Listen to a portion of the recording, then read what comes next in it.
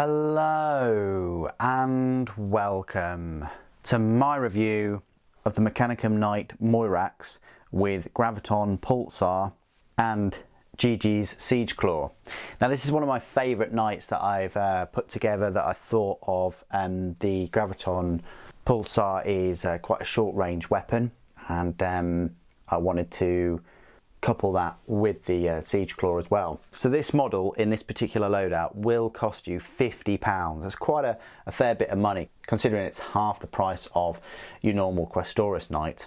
But I think the results are very decent. What we'll do is we'll have a little look at this armature, compare it to other armatures that I've built so far and other knights, and then we'll get into the rules. Now an important note to make is that I won't be going through all of the rules for this Moirax. If you want to know all of the rules for Moiraxes, please do check out either my Moirax with Lightning Locks review or my Moirax with Volkite, View Glare and GG Siege Claw reviews, because I go through all of the rules in that, both the Horus Heresy and the WH40K. I mean, I still go through the Graviton Pulsar weapon review in this video.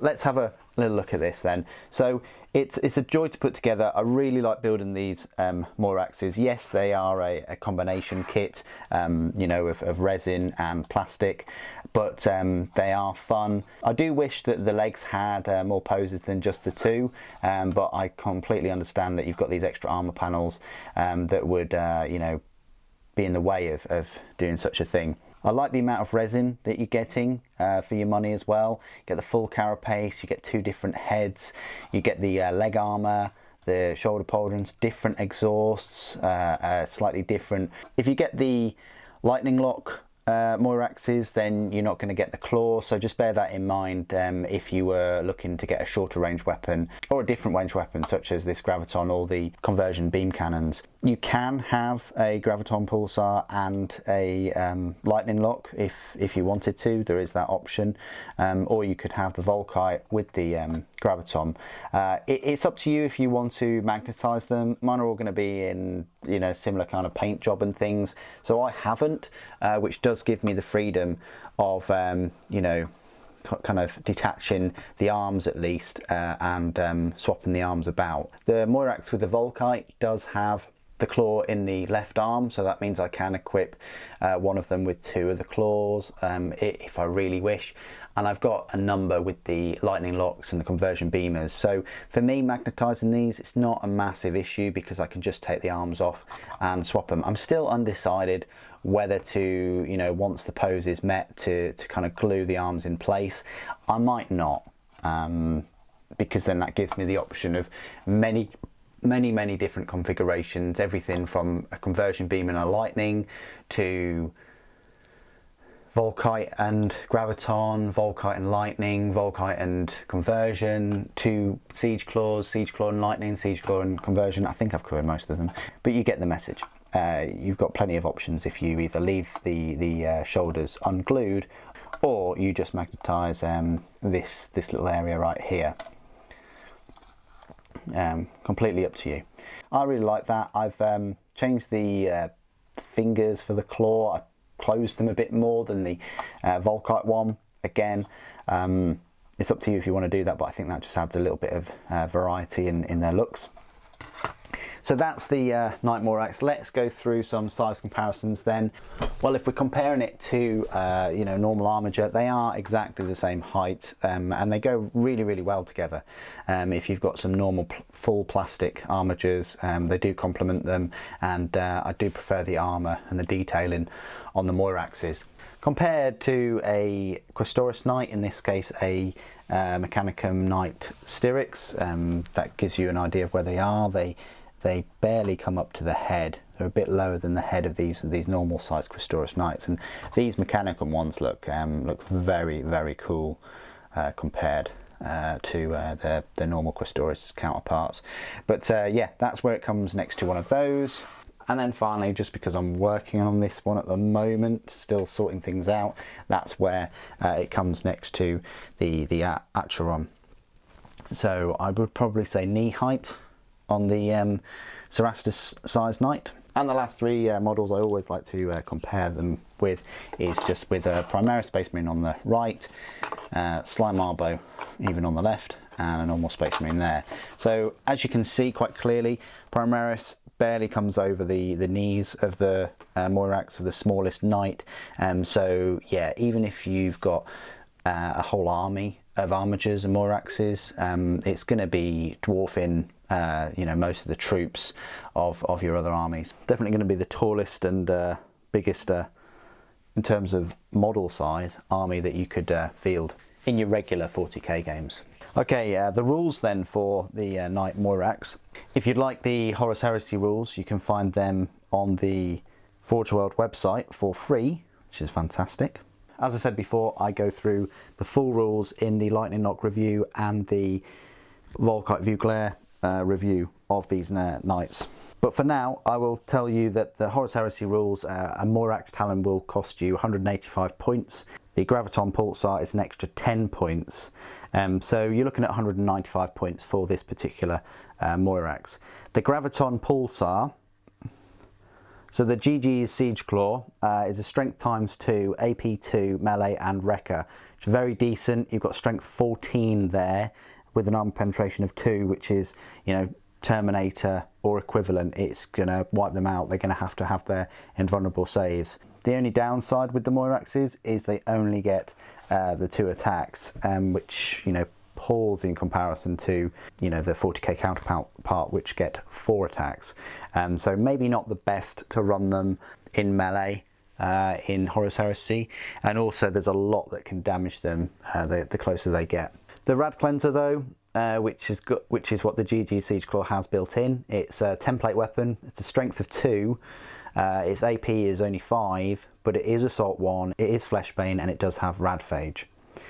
Now the Graviton Pulsar then, it's a short range weapon. It's a 24-inch range weapon. It doesn't have a strength. It has AP 4, again not too good. It's heavy 2 shot, but it is blast 3 inches, so you're getting 2 of the 3-inch blast markers, which is nice. It is concussive, it is Graviton Pulse, and it does have Haywire, which is very nice indeed. Now, for the 40k rules, you'll find them in the Imperial Armor Compendium book. They are a power points cost of an 8 and a points cost of 155 points. So pretty cheap, 155 points. You don't have to pay anything extra for that Graviton Pulsar or Siege Claw.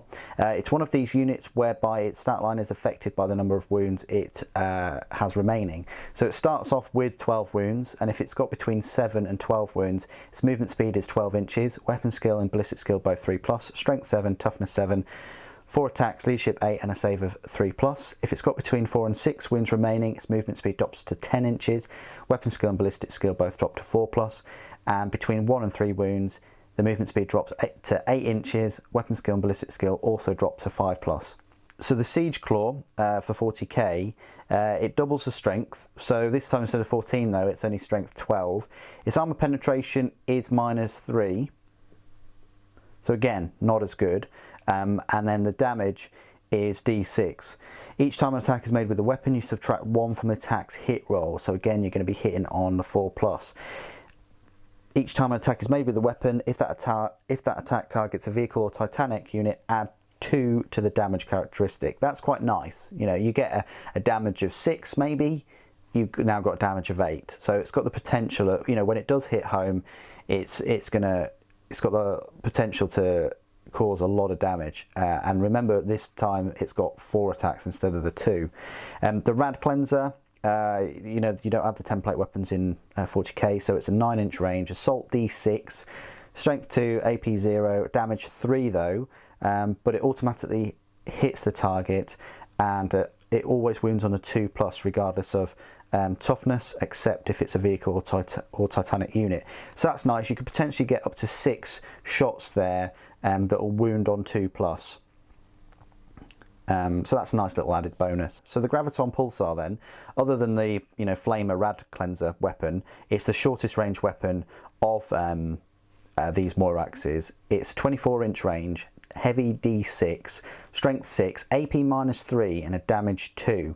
That's quite strong. You know, it's got a good strength, it has a potential of having 6 shots there, and the AP is -3. So that's very good against Marines. And if you weren't sold by the AP-3, it's also a blast weapon. So you want to be firing this at the big groups of enemy of 6 or more. Each time an attack made with this weapon is allocated to a model with a save characteristic of 3+ or better, that attack has a damage characteristic of 3. Even better, so you want to be getting this within the 24-inch range of Space Marines, of Marine equivalent models with those good saves, to not only take them out with the AP-3, but also give them what for with the damage of 3. So this is, you know, that Graviton Pulsar is specific at taking out big blobs of Space Marines. Compared to, say, like the Lightning Locks, which is just good for lots of lighter armoured units, like Imperial Guard, like Tyranids and Orcs. And also in contrast to the vehicle high toughness killer of the Moirax conversion beams, and then the Volkite, of course, that's got a decent number of shots, but you're looking at mortal wounds for the Volkites. So I hope that's helped in some way.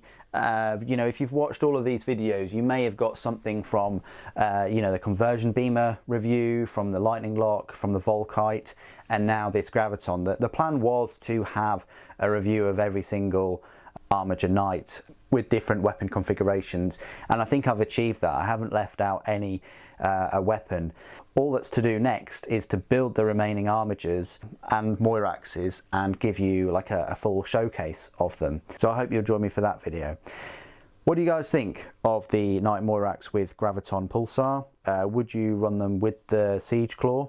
Bearing in mind it's harder to hit with it, but it does provide a bit of a deterrent against melee units if they decide to, you know, assault it, because, you know, that they possibly would, because you've got to get in range with that Graviton. Or would you just go full blast weapons and have 2 Graviton Pulsars? Please put your thoughts and opinions down in the comments below. It'd be great to hear from you. Thank you ever so much for joining me today. Thank you for watching. The Emperor protects.